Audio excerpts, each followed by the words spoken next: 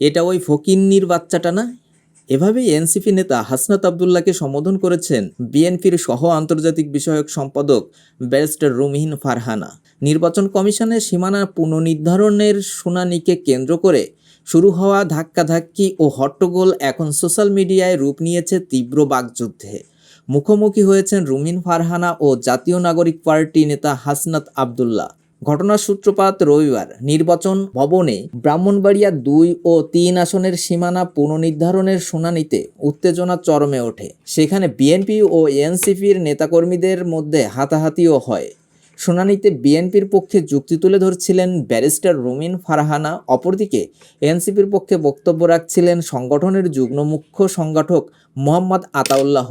এরপর সংবাদ সম্মেলনে এনসিপির দক্ষিণাঞ্চলের মুখ্য সংগঠক হাসনাত আবদুল্লাহ ক্ষোভ প্রকাশ করে রুমিনকে কটাক্ষ করে বলেন তিনি নাকি বিএনপির আওয়ামী লীগ বিষয়ক সম্পাদক। শুধু তাই নয়, হাসনাত আরও অভিযোগ করেন গত ১৫ বছরে আওয়ামী লীগ সরকারের কাছ থেকে রুমিন নানা সুযোগ সুবিধা ভোগ করছে।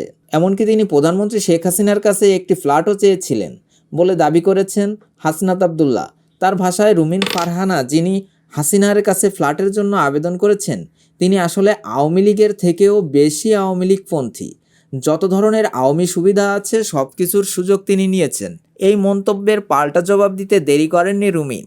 সোমবার রাতে নিজের ফেসবুক পেজে হাসনাতকে সরাসরি আক্রমণ করে তিনি লেখেন, এটা ওই ফকিন্নির বাচ্চাটা না, যে আমাকে আওয়ামী লীগ বিষয়ক সম্পাদক বলেছে।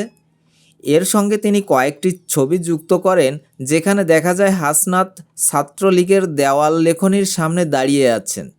আরও কিছু যুক্ত করা হয় বঙ্গবন্ধুকে নিয়ে তার লেখা প্রবন্ধ, জন্মদিনে দেওয়া শুভেচ্ছা পোস্ট, সাবেক পিসি আখতারুজ্জামানের সঙ্গে ছবি এবং ২০২২ সালে ছাত্রলীগের কেন্দ্রীয় কমিটিতে সহসম্পাদক হিসেবে মনোনয়নের একটি তথাকথিত চিঠি। এই পোস্টকে ঘিরে রাজনৈতিক অঙ্গনে ব্যাপক আলোচনা শুরু হয়েছে।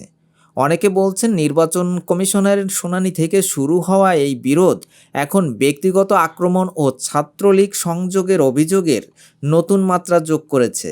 অন্যদিকে রুমিনের অভিযোগ ও কটাক্ষ বিষয়ে জানতে চাইলে এনসিপি নেতা হাসনাত আবদুল্লাহকে ফোনে পাওয়া যায়নি।